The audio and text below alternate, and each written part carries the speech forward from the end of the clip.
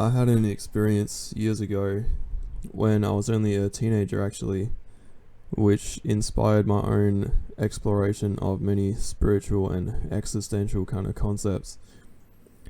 Fundamentally, I was given the experience of being separated from my body and persona and existing temporarily in whatever space that is for consciousness outside of those parameters. So through these visions and concepts at the time, I came to my own understanding of what this life is and specifically what I am. And I'm gonna just kind of go into detail about it. I feel like we have come out of the world. Each of us came from the world. We weren't simply put here to fend for ourselves or here by accident and therefore by fortune or misfortune. We are an organic process. We are the fruit of this body that is the world, and we are its eyes and ears, literally. We're looking back at ourselves when we see the world. We're looking back at the body as a whole, from which we have sprouted but are forever inseparable from. We tend to confine ourselves to the body and the persona that drives it. However, this is only for the sake of convenience, I think. It is actually for the sake of experiencing life that consciousness is concentrated into a body or a sense of self.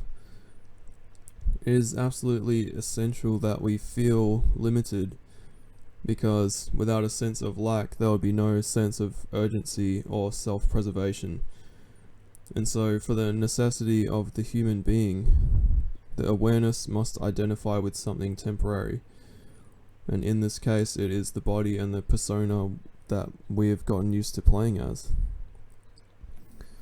But when you look out at the world, and when something happens to you, you are really the one who is doing it. As much as it might not seem like it, you are the one walking by you on the street. And you're the one causing the wind to blow through the trees and causing the sun to come up in the morning. You are looking at yourself, you are doing it all. You are only concentrated but not limited. And I wouldn't call this an illusion like many people do. It's not an illusion. You're not being malevolently deceived. It's just for the sake of necessity that you must be concentrated and feel that you are something limited, like a human being. But you are the one doing the whole thing. Everything outside of you is just another part of yourself, though you don't see the ways in which they all connect and work together. You're not supposed to see that. You're a human being. You're supposed to experience limitation, sequential time, and self-preservation. Otherwise there will be nothing to act upon, and nothing to do. There will be no subjective reason to do anything, and there will be no reason for you to exist at all. I think it's really important to get into the habit of seeing it all as connected, and seeing that you are the greater body, but that your awareness is concentrated into yourself for the sake of fulfilling its role. And the experience of that concentration is like a practical process. It's not necessarily the truth. The imagination is just our way of putting ourselves outside of our current concepts and circumstances, so that you can conceive of something else and somewhere else, so that you can progress to something new and grow like how the body grows with organic fuel. When people refer to the Most High or God, I challenge them to describe exactly what they mean by this and personify its activity or consistent character. And if your concept of God includes being outside of your capability to understand or comprehend, or beyond the understanding of the masses, then does it really make sense that this would be God? Something you have to squint your eyes and look through a lens to see?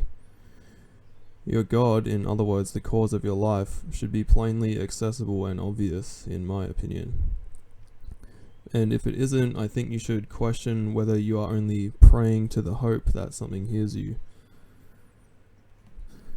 People often diagnose our situation as being you versus the world, or you working alongside the world, perhaps referring to the outside world as God or this all-powerful force, something that gives and takes from you. But even if a God entity isn't considered, the world is still personified as a force that gives and takes. But really, it's just you. It's all of you. It is your greater being that is not concentrated into your individual person. It's you. It hears all your thoughts and feels or appropriates all your feelings. Your experience is objective the moment you experience it. The subconscious mind is not buried inside you somewhere hidden away. The world is your subconscious. After all, the world is subconscious to you. You are unconscious of the origin, intentions, workings, and direction of those things outside of your own individual. It's all just done for you. And so, I wouldn't bother feeling as though you're combating with the world, or having to ask the world for something that you want. You, yourself, don't have the capacity to manage the logistics and physics of the entire world. You can't do it, and in that sense you can't get what you want, no matter what it is. It seems that only through a process of feeling and trust and actioning the ideas of our imagination do we ever consciously acquire something that we desire. When you go to sleep and you dream, you construct an entire reality, playing your starring role within it and reacting to it as if you're not the one who just created it, but it's a dream. It's coming from you. You are the one who is writing the story while simultaneously being the protagonist. All of your enemies and obstacles are coming from you. And in the same way, I wonder whether we are doing the same thing every day. Are we the creator as well as the experiencer? You are doing the whole thing. Your sense of self is only a process which you can call the experience of life. When you take the initiative to feel differently, know that it has been heard, because you are connected in ways that you can't perceive, and that in this sense, you really are doing your circumstances to yourself.